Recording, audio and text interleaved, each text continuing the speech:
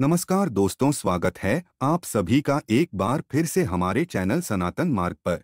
पवित्र मार्ग पर श्री शिवाय नमस्तुभ्यं। देखिए, पितृपक्ष के बहुत ही विशेष दिन चल रहे हैं और इन विशेष दिनों में कल पड़ने वाले बुधवार के दिन आपको सिर्फ 2 हरी इलायची से शिवलिंग के सामने कुछ ऐसे विशेष उपाय करने हैं जो आपके व्यापार से संबंधित समस्या को समाप्त करने के लिए है।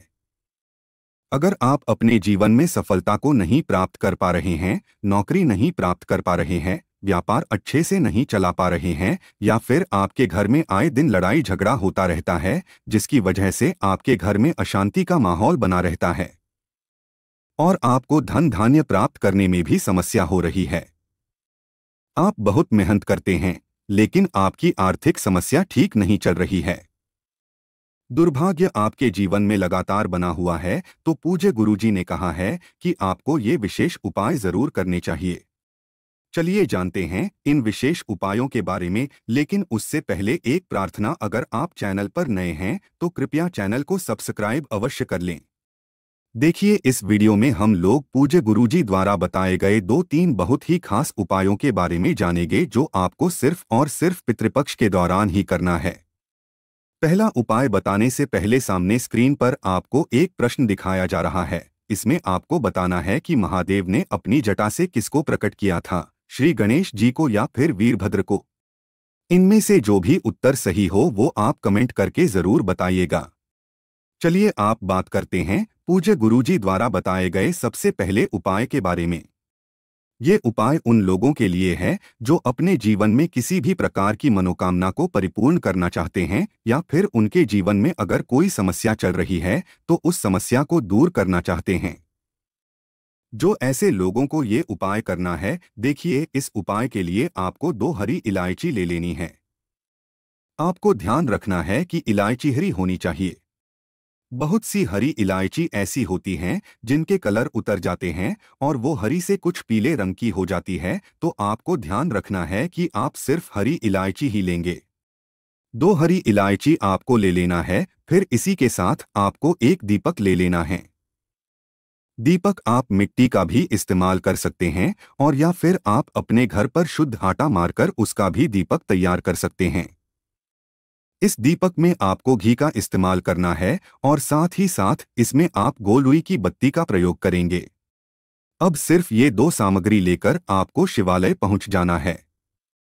पूज्य गुरुजी के अनुसार ये उपाय बुधवार के दिन भी कर सकते हैं, शुक्रवार के दिन भी कर सकते हैं और रविवार के दिन भी कर सकते हैं। इन तीनों में से जब भी आपके पास टाइम हो तो पितृपक्ष के दौरान इन दिनों में आप कभी भी ये उपाय कर सकते हैं।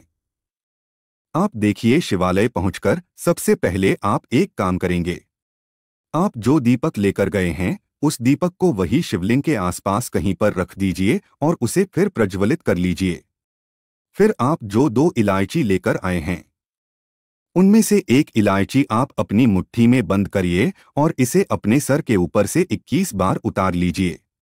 आप एक काम कर सकते हैं, आप अपने घर से भी ये इलायची अपने ऊपर से उतारकर तब फिर शिवालय ले जा सकते हैं, लेकिन फिर आपको ध्यान रखना है कि ये हरी इलायची आपको अलग ही रखनी पड़ेगी।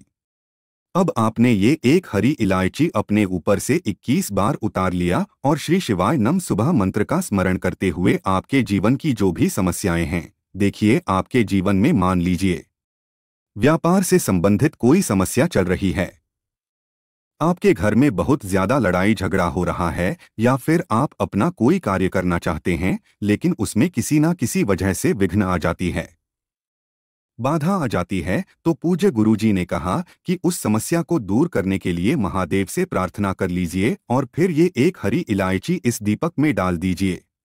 इसके बाद दूसरी हरी इलायची आप अपने हाथ में रखिए और शिवलिंग के सामने बैठकर ही आप कम से कम 11 बार या 21 बार या 51 बार या 108 बार, जितनी बार भी आपके पास टाइम हो उतनी बार आप श्री शिवाय नमस्तुभ्यं या फिर ओम नमः शिवाय और या फिर नमः शिवाय, इन तीनों में से जो भी मंत्र आप स्मरण करना चाहे, जिस भी मंत्र का आप जाप करना चाहिए उस मंत्र का जाप कर लीजिए और फिर ये दूसरी हरी इलायची आप शिवलिंग के ऊपर समर्पित कर दीजिए।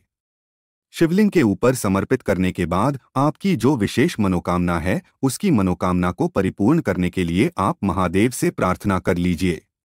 देखिए, आप जो पहली इलायची इस दीपक में डालेंगे वो आपके जीवन में समस्याओं को समाप्त करने के लिए है। और ये जो दूसरी इलायची आप शिवलिंग के ऊपर समर्पित कर रहे हैं, ये आपकी किसी भी प्रकार की मनोकामना को परिपूर्ण करने के लिए। पूज्य गुरुजी ने कहा कि अगर आप ये उपाय शाम के समय में करते हैं तो ये आपके लिए बहुत ही विशेष हो जाता है। कोशिश करिएगा कि शाम को जब सूर्यास्त हो जाए तो उसके बाद ही आप ये उपाय करें। ये उपाय करने के बाद आपकी हर प्रकार की मनोकामना महादेव की कृपा से परिपूर्ण होगी और साथ ही साथ अगर जीवन में किसी भी प्रकार की समस्या चल रही है तो वो भी इस पितृपक्ष के दौरान समाप्त हो जाएगी। अब इसके बाद बात करते हैं पूज्य गुरुजी द्वारा बताए गए दूसरे खास उपाय के बारे में। देखिए, ये दूसरा उपाय उन लोगों को करना है जिनके व्यापार में कोई समस्या चल रही है या फिर जिन्हें अपनी नौकरी मिलने में कोई समस्या आ रही है। पूज्य गुरुजी ने कहा कि बहुत से ऐसे लोग होते हैं जो अपने व्यापार में तरक्की करना चाहते हैं, लेकिन बहुत सारी मेहनत करने के बाद, बहुत सारे प्रयास करने के बाद, बहुत सारे उपाय करने के बाद भी उनका व्यापार अच्छे से नहीं चलता है।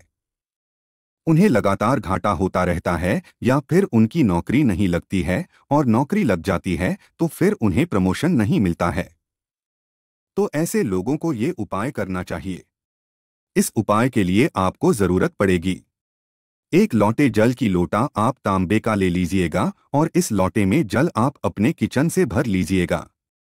आपकी किचन में मटका, आरो या बाल्टी जो भी रखा रहता है, वहीं से आपको ये एक लोटा जल भर लेना है और इस जल में आपको काले तिल के दाने डाल देने हैं। अब देखिए, ये एक लोटा जल आपको रात भर अपने किचन में जो पीने वाला स्थान है, आपके किचन में जो पीने वाला पात्र रखा है, उसी के बगल में आपको ये रख देना है। ये उपाय आप हफ्ते में किसी भी दिन कर सकते हैं। बस आप रविवार छोड़कर और पूरे हफ्ते में किसी भी दिन इस उपाय को कर सकते हैं। आप सभी जानते हैं कि रविवार के दिन हम लोग पीपल के वृक्ष की पूजा नहीं करते हैं, इसलिए आपको रविवार के दिन ये उपाय नहीं करना है। देखिए, किसी भी दिन अगर ये उपाय आप आज करना चाहते हैं तो आज शाम को आप एक लोटा जल भर लीजिएगा और उसमें 11 काले तिल के दाने डालकर आपकी किचन में जो पीने वाला पात्र रखा हुआ है, मटका या बाल्टी जो भी रखा हुआ है, उसी के बगल में आपको ये एक लोटा जल भरकर रख देना है। और फिर दूसरे दिन अगर आपके पास सुबह टाइम है तो सुबह, या फिर सुबह 7 बजे, 8 बजे, 9 बजे, 10 बजे किसी भी टाइम आप ये एक लोटा जल लेकर पहुंच जाइएगा पीपल के वृक्ष के नीचे और ये पूरा जल आपको पीपल की जड़ में समर्पित कर देना है। पीपल के जड़ में ये जल समर्पित करने के बाद फिर आपको वापस आ जाना है और एक काम आप और करेंगे कि पीपल के वृक्ष के नीचे जब आप ये जल समर्पित करेंगे तो आपको प्रार्थना कर लेनी है। क्या आपके व्यापार में या नौकरी से संबंधित कोई समस्या चल रही है तो उसको दूर करने की प्रार्थना कर ले। आप अपने पितर से ऐसी प्रार्थना करते हुए फिर वापस अपने घर आ जाएंगे। गुरुजी ने कहा कि अगर इस पितृपक्ष के दौरान आप किसी भी एक दिन ये उपाय कर लेते हैं तो इससे आपके पितर आपसे प्रसन्न हो जाते हैं और आपको मनोवांछित फल की प्राप्ति करवाते हैं। अब इसके बाद बात करते हैं पूज्य गुरुजी द्वारा बताए गए तीसरे खास उपाय के बारे में। ये उपाय उन लोगों को करना है जिन्हें अपनी शादी में किसी भी प्रकार की समस्या आ रही है, उनका विवाह समय से नहीं हो पा रहा है या जीवन में किसी भी प्रकार की समस्या बनी है, तो फिर ऐसे लोगों को ये उपाय करना है। पूज्य गुरुजी ने कहा कि पितृ से संबंधित कोई भी दिक्कत अगर आपके जीवन में बनी है तो आपको ये उपाय कर लेना चाहिए। इस उपाय के लिए आपको एक लोटा जल ले लेना है। लोटा आप तांबे का ले लीजिएगा और जल आप अपने किचन से ले लीजिएगा। फिर इसी में आपको ये 11 काले तिल के दाने डाल देने हैं। काले तिल के दाने डालने के बाद आपका ये जो एक लोटा जल तैयार हुआ, इसे आप किसी भी एक वृक्ष में समर्पित कर सकते हैं। देखिए, अगर आपके घर के आसपास पीपल का वृक्ष है तो उसमें समर्पित कर दीजिएगा, या फिर आपके घर के आसपास बेलपत्र का वृक्ष है तो उसमें समर्पित कर दीजिएगा, और या फिर आपके घर के आसपास बरगद का वृक्ष यानी वट वृक्ष है तो उसमें समर्पित कर दीजिएगा। अगर ये तीनों वृक्ष आपके घर के आसपास है तो तीनों वृक्ष में भी आप समर्पित कर सकते हैं, और या फिर किसी भी एक वृक्ष में आप समर्पित कर सकते हैं। जल समर्पित करते हुए आप ओम पितृ देवता एन्मा इस मंत्र का स्मरण करते जाएंगे और फिर उसके बाद वापस अपने घर आ जाएंगे। पूज्य गुरुजी ने कहा कि इस पितृपक्ष के दौरान अगर हम इस विशेष उपाय को कर लेते हैं तो हमारे जीवन से पितरों की वजह से अगर कोई समस्या चल रही है तो उसमें हमें बहुत ही शीघ्रता से आराम मिलता है। इसी के साथ पूज्य गुरुजी ने अपनी शो महापुराण की कथा में एक बहुत ही विशेष बात बताई।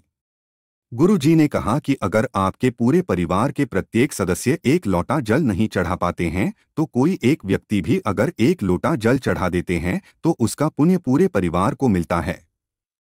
ये निश्चित है, अगर एक लोटा जल नहीं चढ़ा पाते हैं तो सिर्फ मंदिर जाकर वहां का निर्माण नहीं साफ कर देते हैं। शिवालय जाकर अगर हम सिर्फ झाड़ू ही लगा देते हैं तो हमें जल चढ़ाने से भी 2 गुना ज्यादा पुण्य की प्राप्ति हो जाती है।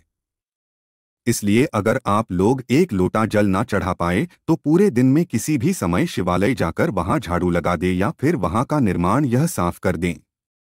शिवलिंग के आसपास जो भी इधर उधर का सामान पड़ा हुआ हो उसको आप हटाकर कहीं एक पन्नी में रख दें तो पूज्य गुरुजी कहते हैं कि इसका पुण्य भी हमें एक लोटे जल चढ़ाने से भी अधिक प्राप्त होगा। इसी के साथ पूंजी गुरुजी ने कहा कि कभी भी शिवालय से वापस आते समय कलश खाली मत लाना, यानी आपने जो एक लोटा जल चढ़ाया है उस जल को थोड़ा सा वापस जरूर लेकर आना। शिवलिंग में जल चढ़ाने के बाद अपने घर जब भी वापस आना तो उस जलाधारी से निकलने वाले थोड़े जल को आप जरूर लेकर आया करें। ऐसा करने से हमें कभी भी अपने जीवन काल में किसी भी प्रकार की कंगाली का सामना नहीं करना पड़ता है।